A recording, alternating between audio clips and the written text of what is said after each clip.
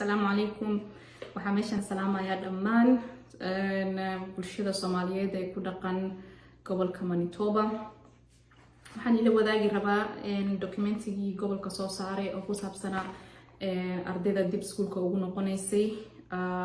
anagoo ku jirno isbedelkan COVID-19 ugu sababay ayadoo la isticmaalayo documentigaas gobolka soo saaray fariintan waxaa soo kaashaday diyaarinteeda waaxda socdaalka Winnipeg IPW midowga galootiga cusub ee Manitoba Manso iyo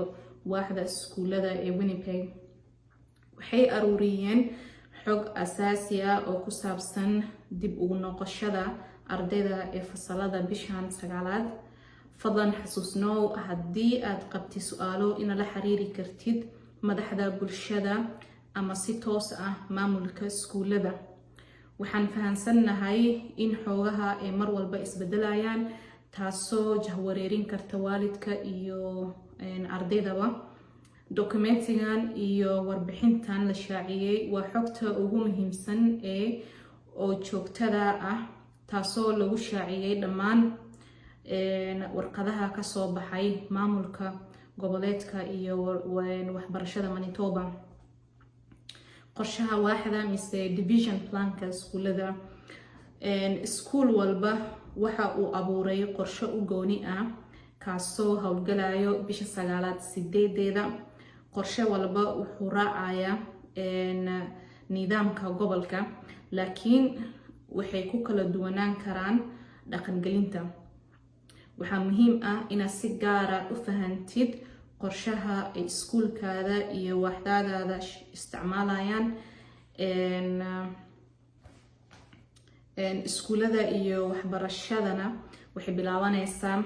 talaadada oo ah bisha 9aad 8deeda dhammaan ardayda dugsiyada dowladda iyo kuwa madaxda banaanba warbixintan waxay caawinaysaa adiga iyo qoyskaaga jadwalka iskuulada ardayda kindergarten ilaa fasalka 8aad iskuulka waxay aadayaan 5 maalmood usbuucii waa isniinta ilaa jimcaha ardayda fasalka 9aad ilaa 12aad dugsiga sare waxay aadayaan iskuulka 5 maalmood usbuucii haddii iskuulka xaqiijin karo kala fogaanshaha bulshada marka fadlan website-ka iskuulka kala soco oo ka fiiri iskuulka wuxuu raacayo ardayda leh baahida gaarka ah waxaa loo ogolaanayaa in iskuulka aadaan 5 maalmood usbuucii waa isniinta ilaa jimcaha tani waxaa ka mid ah baahida luqadeed fadlan ka hubso iskuulka waqtiyada iskuulka uu bilaabanayo mise uu dhamaanayo waa sideedii hore COVID-19 ka hor wax iska bedelaya ma lahan laakiin haddaa hubin ka xaqiiji website-ka iskuulka mise xafiiska iskuulka toos u wac waalidiinta looma ogolo iskuulka inay aadaan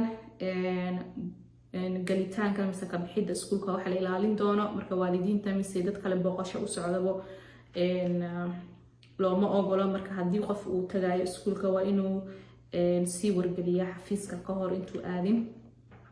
barashada fog iyo xaafad wax ku barashada waxa waaye remote learning iyo homeschooling waaye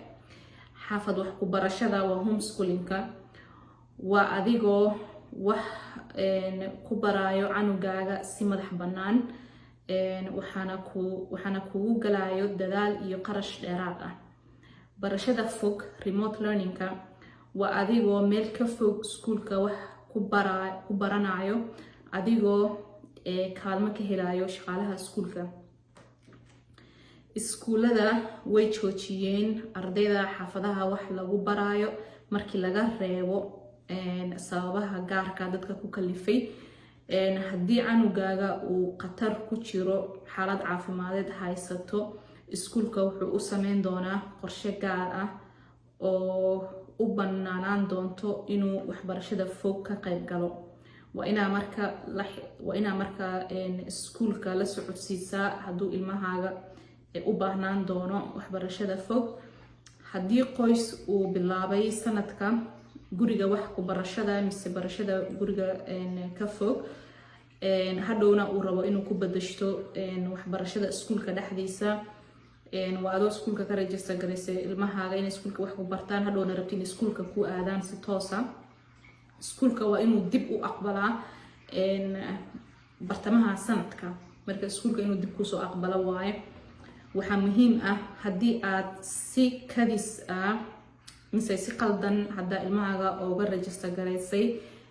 homeschoolingka mise remote learningka hadda isku qalade mise farqigooda adoo kala fahansanin hadda ilmaha ka diiwaan gelisay mid qaldan waa inaad iskuulkaaga markii wala socodsiisa oo ogeysiisay sababtahay homeschooling-ka mise waxbarashada guriga wax iskuulka ka caawin doona ma jirto marka iskuulka kala xiriiri kartaa macallimiinta iyo shaqaalaha iskuulka waxay heli doonaan tababar waxay ka heli doonaan hay'adaha caafimaadka sida la iskaga ilaaliyo xanuunka COVID-19 qaabaha ilmaha mise adigana iskaga ilaalin karti waxaa waaye ina 6 mitir 2 mitir mise 6 talaabo ina qofka ka fogaatid oo mask xiratid marka bulshada ku dhex jirtid gacmaha dhaqdi si joogto ah dadka gacmaha laga salaamaya iska ilaalisid wadaagaysi cuntada mise waxyaalaha jirka loo isticmaalo iska ilaalisi mise maskiga la xiranayo waa ina iska ilaalisid wajiga la taabanayo sidii sanka aad taabanaysid afka mise indhaha aad taabanaysid ku qufac mise ku hindis istiraasho gacmahana iska dhaq gurigaaga joog haddii aad isku aragtay calaamadaha xanuunka COVID-19 lagu garanayo ama aad u safartay gobolka Manitoba meel ka baxsan mise aad la kulantay qof lagaga shakiyay xanuunka COVID-19 qaybta labaad waxa waaye baaritaanka astaamaha xanuunka COVID-19 iyo guriga celinta ilmaha waalidiinta waxaa laga rabaa in caruurtooda maalin kasta ka baaraan calaamadaha xanuunka COVID-19 sida lagu garanayo waxa waaye qandhada mise qaqarka qufac duuf maxaa la dhahaa cabur mise naqas qofka ku dhagaayo murqa xanuun iyo daal lalaba iyo matag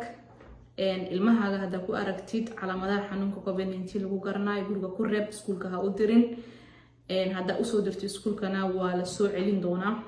haddii ilmahaaga lagu arko xanuunka calaamadaha xanuunka COVID-19 asagoo iskuulka joogo waa lagu soo wici doonaa sida ugu dhaqsa badan in ilmahaaga soo doonatid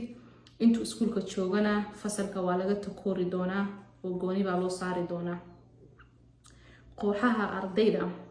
ardayda waxaa loo qaybin doonaa kooxo yaryar tusaale ahaan fasalkiiba dhowr kooxa loo sii sameyn doonaa koox walba oo arday ah waa inay kooxda kale u jiraan 4 mitir kooxda naftirkeedana waa inay isku jiraan 1 mitir koox kale ku qasbi karto ma jirto koox walbana waxay yeelan doontaa waqti ay breega u baxayso mise fasaxa nasashada mise qadada koox walba way kala duwanaan doonaan waqtiyada mise waqtiga iskuulka ka baxayaan mise waqtiga iskuulka ka bilaaban doonaan marka waxay lahaan doonaan schedule gooniya koox walba maskiyada la xiranayo ardayda fasalka afraad iyo wixii ka sareeya waa qasabay ku tahay inay mask xirtaan inta iskuulka joogaan ardayda ka hooseyso fasalka afraad maski way xiran karaan haddii waalidkood uu awoodo mise uu ogolaado mise uu rabo waa in la ilaaliyaa la xirtaa maski inta iskuulka joogtid maalintii oo dhan darawalinta basaska wadana waa qasabay ku tahay inay maskiga xirtaan ardayda fasalka afraad ilaa 12aad u dhaxayso oo baska qaadanayna inta baska qaadanayso waa qasabay ku tahay inay maskiga xirtaan maskiga hadda ilmaha u awoodid waxaa fiican maskiga oo reusable ka ah oo marada mise ina hadda ilmaha u sameyn karto oo la dhaqi karo ka hubi ilmahaaga inuu maskigooda nadiif yahay sida loo xirto maskigana ilmahaaga bar haddii aad awoodin mask waa inaad iskuulka la socodsiisaa sida ugu dhaqsaha badan iskuulka ku siin doono barnaamijyada oo iskuulka ka bacdiya waa after school programka iyo ma jiri doonaan badinkood laakiin iskuulka website-kooda ka gal oo iskuulka kala soco wax daycare ka duwan wax daycare ka ahayna ma jiri doono kuwa bulshada snack guriga lagama qaybin iskuulka lagama qaybin doono ilmaha inuu guriga kala imaado waaye qadada waxaa lagu qaybin doonaa iskuulka laakiin fasalka gudaheeda warbixinta dheeraadka waxaa qoraaladii ugu dambeeyay waalidka la siin doona iskuulka markay imaadaan fadlan iskuulka waalid daatay iskuulka la xiriir ka ogow iskuulkaaga wixii fariin soo kordho iskuulka hadii isbedel soo kordho hadii fariin kale laga rabo inaad sameysid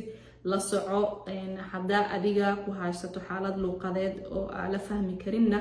ina bulshada